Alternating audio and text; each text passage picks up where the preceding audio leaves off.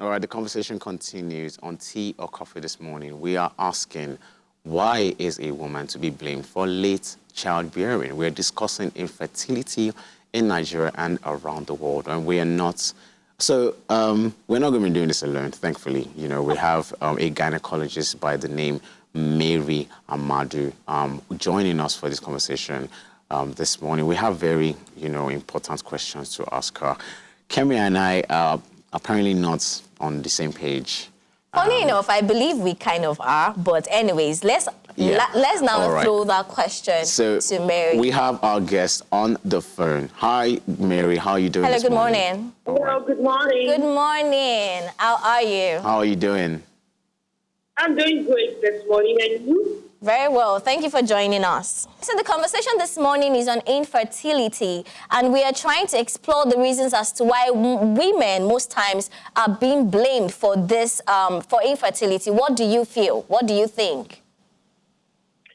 Well, infertility ranges in both men and women, and it's caused by lots of reasons. One of the main causes of infertility in men, usually due to erectile dysfunction. Most of the times, when a man's sexual desire changes, that's one. Two, it could also have testicular pains and swelling, and then they find it very difficult to maintain an erection, and probably because of his lifestyle, he also has low sperm count. So that causes infertility. That means that the sperm cells are actually immortal. Then you also have in the females too. Most of the time, in women, because of the hormonal disorders, and sometimes also we have low production levels of women in women. So some of these are some of the causes. There are some of the diets that the women also eat as well, and then some of the women have genetic problems. All these things actually accumulate to cause infertility in both men and women. All right. Can medical conditions cause infertility? Genetic conditions, maybe a change in diet or whatnot. Can medical factors cause infertility in both men and women? Yes, medical conditions can cause infertility both in men and women. The reason being that when a woman has one or two medical issues, for instance, if a woman is diabetic, if she has endometriosis, if she has polycystic ovarian syndrome, all these acquired together and may cause infertility in her, because these are things that may not allow her to ovulate. These are things that will not allow her to have a proper cycle. And for men, when they have anemia, they have tumors, these are things that come together, and of course, accompanied with associated with poor eating habits and maybe poor hygiene levels. All these come together, to cause it becomes genetic, and it becomes a medical condition for most people that are like alcoholics and those that have problems, with their heart. They find out that the performance level, it's actually poor. So even when they go in there to copulate with a woman, they're not actually, the stem cells are probably dead, or they're just too low. Right. So this morning, we have explored a research published by the African Journal of Biomedical Research. And, they stated some factors affecting infertility in women, such as the tubal factor, the uterine factor, the ovarian factor, pelvic infection disease, and cervical factor were spotted, to be some of the reasons why there is infertility in women. Now, this research, again, with Justice States, was actually carried out in the southwestern part of Nigeria in 2003. Kemi and I are apparently not on the same page with, where infertility prevails more. As in, is it more prevalent in the male or on the female side? Now, the research is showing us that as a result of the factors that contributes to the reproduction in a woman's body, it seems it's not quite far-fetched to start your point of inquiry from the woman's body. Now, my question to you is it far-fetched? Is it unreasonable, to begin to start questioning, it doesn't mean that the man shouldn't, go for a fertility test, but is it unreasonable to begin your point of inquiry from the woman's body? Well, that has always been should I say, very focal point in reproduction and fertility questioning. Well, it is not unreasonable. Absolutely not unreasonable, because the female is the engine room and the carrier of the baby. Yes, the males are the ones that bring in the sperm cells to actually meet with the egg, the female ovary, and of course, we begin the formation, through mitosis and mitosis, and then you're traveling through the fallopian tube. It is absolutely not unreasonable, because the woman is the first point of duty, or the first call. So the woman is the one to carry the baby. The woman has a reproductive system that is more of both internal and external, because she is the one that is responsible for actually nurturing her body, has to nurture the baby for a good 9 months. So most of the factors are actually more associated with the woman. And when we talk of infertility, like you said, yes, we do need to check with the man, but we need more to check with the woman, because the systems are the ones that are going to carry the baby to maturity. Okay. All right. So I once heard, and I once read it up online too, that the compatibility of a man and a woman, like if they are not compatible, it can be a contributing factor to infertility. Do you feel this is true? Well, this is true, absolutely true. Yeah, we have things, we have what we call sexual incompatibility within couples, whereby a couple's system may be rejecting, let me just put it that way, the couple's genes may be rejecting his or her spousal female hormones and body, and sometimes you find out that it's just the woman is ovulating and the man is fertile, but there is some genetically wrong somewhere, and people go for testing. The doctor will tell you the man is okay, the woman too is okay. Yeah, but then why are they not conceiving? Why they're not getting pregnant? It's because we also have this medical condition whereby we have some sexual incompatibility, and it's a little bit deeper, than that. So the doctor has to go in and then make checks and balances here and there, and be able to tell them, and then they take it up from there with treatments. Like I said earlier on, the treatment could range from hormonal pills, change in diet, and sometimes there's a need for surgical operations to be carried out either on the man or the woman, depending on what is being discovered from the test results. Okay, so I've actually heard cases whereby the couples weren't compatible, but when they went out, to meet other people, they were able to, the man particularly, was able to impregnate another woman. So my question now is it possible that an infertile man can impregnate a woman? Absolutely not. It's not possible. It's not possible. An infertile man cannot impregnate a woman because his sperm cells are practically dead or immovable. Let me just use that word. His sperm cells are low. So when you're talking about, you need about 500 million sperm cells, one in a race, and the man is just producing about 10% or 2 or less percent of that, then it can go nowhere near to the ovary. So even if the woman is fertile, the sperm cells can do nothing. So it's not possible for an infertile man to pregnate a woman. All right, so let's talk about diet plan very quickly.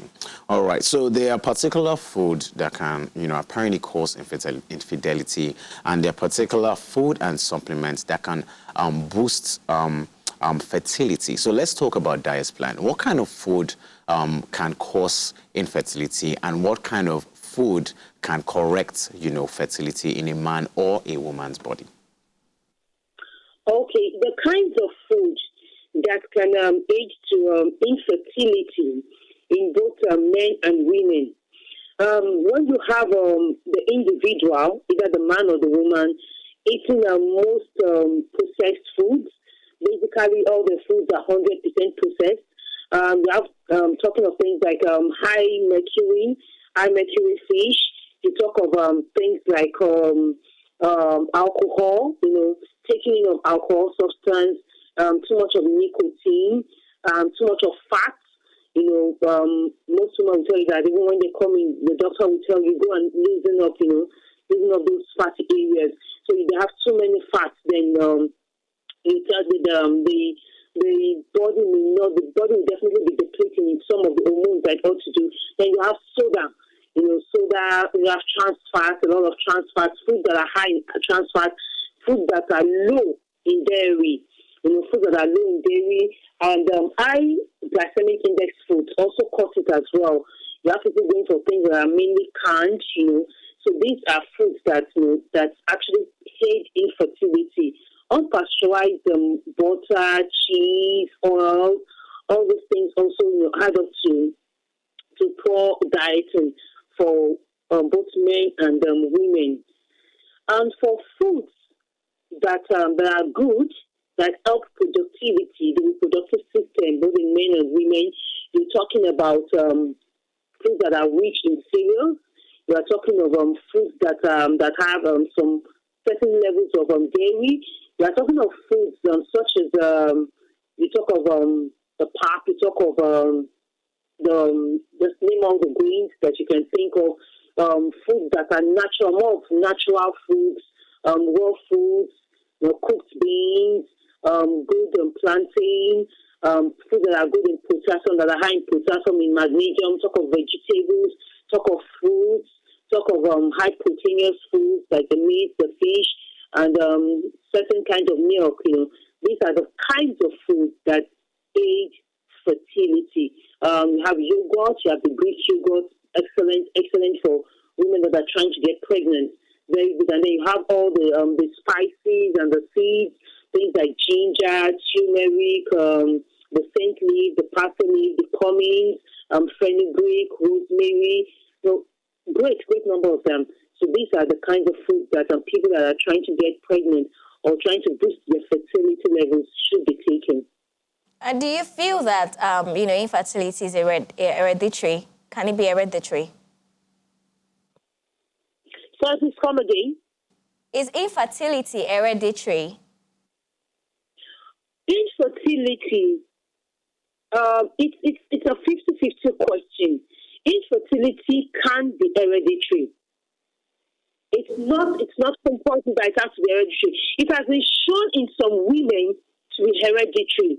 For women that the father or the mother has had problems with, associated problems with infertility, about 40% in World test results have shown that such women are likely to have similar problems.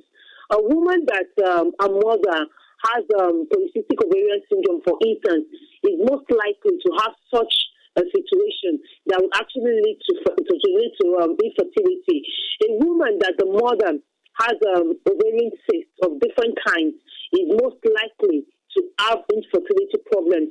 A woman that the family lineage has low prolactin level, low estrogen level, such a woman is likely to inherit those hormonal problems from the family lineage. Therefore, then we can say it is hereditary. But not all infertility causes are linked to genes and hereditary factors. Okay, so basically what you're saying is the hereditary factor is more on the women than it is on the men. Please come again. I said, so basically what you're saying is the hereditary factor here is more on the women than it is in the men. Yes, that is right. It is more on women than it is on men. Okay. It is more women, but there are so many conditions that actually cause hereditary factors in women, because the reproductive system is internal, the womb is internal, you have the endometrium that carries the baby, you have the fallopian tubes, so many things. It's more of the woman's internal reproductive system is more complicated than that of the man.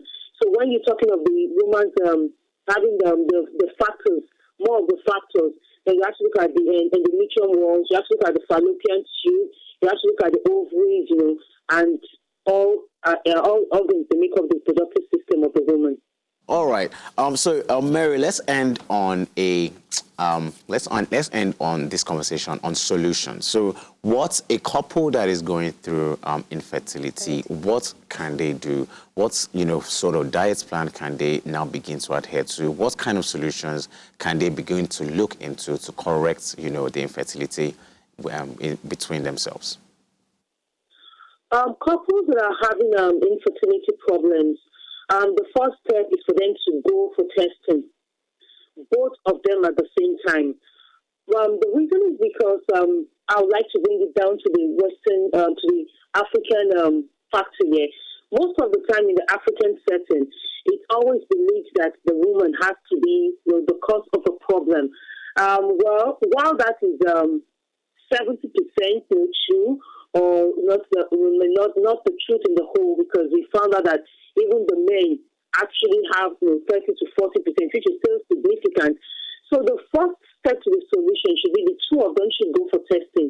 They should get their test done, and when they're through with the testing, they can even do the testing at home.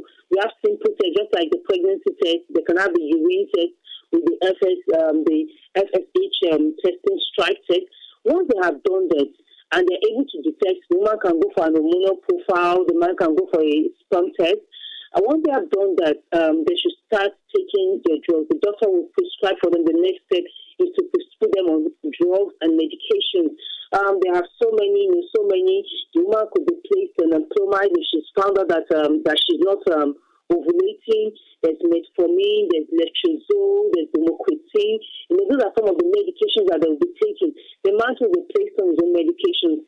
Then, in the very severe cases, where there is a blocked fallopian tube in the woman, or the woman has endometriosis, or she has polycystic ovarian syndrome, and then the man has maybe a tumor, then either of the couple that is affected will need to go in for a surgical procedure, and the corrective surgical, and with that they can begin their healing and then try to get pregnant again. All right. So before we let you go this morning, what advice can you give to couples who are currently battling with, infertility? Because with infertility comes societal pressure, family pressure, and all of that.